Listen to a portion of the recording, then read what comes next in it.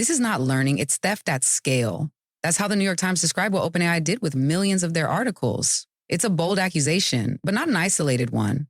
From authors to coders, musicians to newsrooms, creators across the spectrum are finding out their work has been quietly scraped, fed into machines, and turned into profitable products without permission. And sure, the tech world calls it training, but if you copy the world's knowledge, remix it just enough to dodge detection, and sell it back to us behind a paywall, is that really innovation? Or is it just the world's fanciest photocopier with a venture capital fund? You are listening to Intangiblia, the podcast of intangible law, plain talk about intellectual property. Please welcome your host, Leticia Caminero. Today, we're digging into the lawsuits, the ethics, the international policy shifts, and the central question, who gets to own creativity in the age of AI? Hi, everyone. Welcome back to Intangiblia, where we explore the invisible threads between creativity, technology, and the law.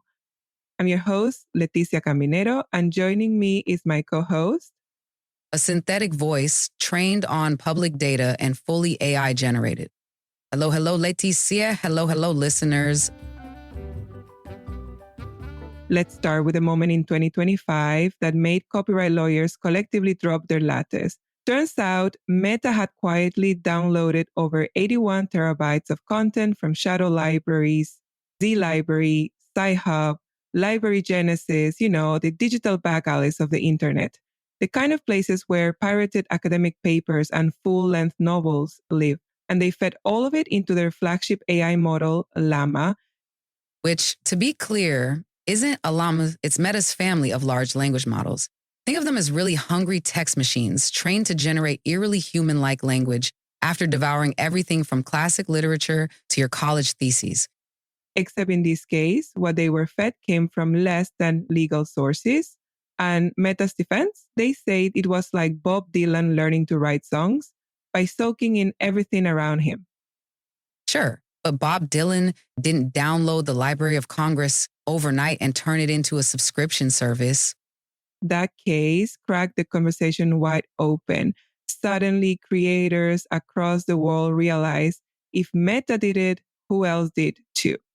In 2025, 8 U.S. newspapers like the Chicago Tribune and Mercury News filed a joint lawsuit against OpenAI and Microsoft. They allege their archives have been absorbed to train AI that now competes with them for readers and revenue. Meanwhile, India's ANI accused OpenAI of using its reporting to feed ChatGPT. The articles were echoed in the bot's answers, minus the bylines, minus the nuance. It's fair use, they say. But let's be honest, when your work is being summarized, styled, and served up by a machine, that's not transformative. That's substitutive. And students don't get paid billions for regurgitating their textbooks. Governments are catching on, some more quickly than others. In the US, the Copyright Office launched a multi-part inquiry. In 2024, they ruled that purely AI-generated work isn't copyrightable, but human AI collaborations might be. And now they're zeroing in on training data. Does feeding copyrighted content into a model trigger liability?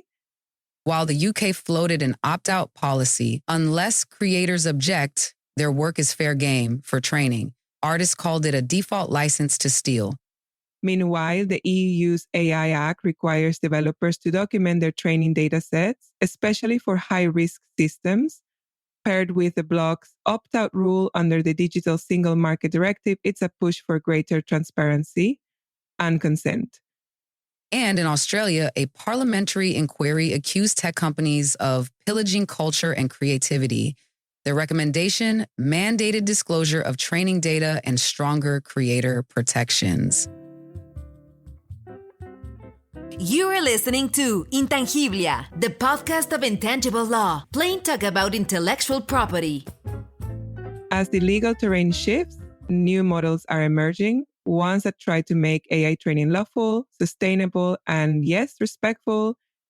Some are calling for voluntary collective licensing, centralized hubs where creators, publishers, and platforms can negotiate blanket licenses. Think Spotify, but for training data. Others point to extended collective licensing borrowed from Scandinavian copyright systems. In this model, collecting society's license on behalf of all right holders with an opt-out option for anyone who doesn't want to play. And then there are creator-led opt-in tools. Platforms like Spawning AI let artists check if their work is already in an AI data set and say no to future use. Shutterstock and Adobe are also making moves, training their models exclusively on licensed content and sharing royalties with contributors. So maybe the future isn't just about regulating AI, it's about building consent into its DNA. But here's the challenge. Copyright is national. AI is not. Exactly. A machine trained in one country might generate content in another and be sold in 10 more. That's a logistical nightmare for any creator trying to enforce their rights. Which is why experts have floated the idea of a multilateral treaty, perhaps led by WIPO, the World Intellectual Property Organization, that would finally answer the big questions. What counts as infringement during AI training? Does an AI memorizing your work trigger liability? How can licensing work across borders? And WIPO isn't just listening. They're already moving. In recent years, they've hosted public consultations, released an evolving issues paper on IP and AI, and gathered input from governments, rights holders, and industry players around the world. They are also facilitating ongoing dialogues between countries that approach copyright very differently, some prioritizing innovation, others emphasizing creator rights.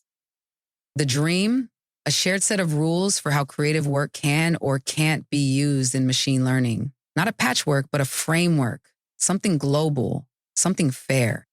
Until then, developers will continue training in legal gray zones and creators will be left playing defense on a global field. Here's where we are. The age of unlicensed, unrestricted AI training is drawing to a close. Courts are growing skeptical of broad fair use arguments. Lawmakers are drawing new lines in the sand. But at the heart of it all is a deeper question. Can artificial intelligence grow without erasing the human labor that shaped it? If we want a future where AI and creativity coexist, three things need to happen. 1, transparent, scalable licensing systems. 2, legal rules that hold developers accountable for AI outputs.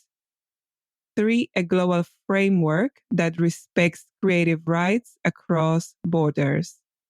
This isn't just a legal problem, it's a values problem. What we tolerate in AI development today becomes the infrastructure of tomorrow. And if we don't fix it, copyright risks becoming a hollow promise, one that protects no one in a world where machines can copy everything. We're standing at the intersection of innovation and authorship. The signs are blurry, the signals are mixed, but the decision, it's still ours.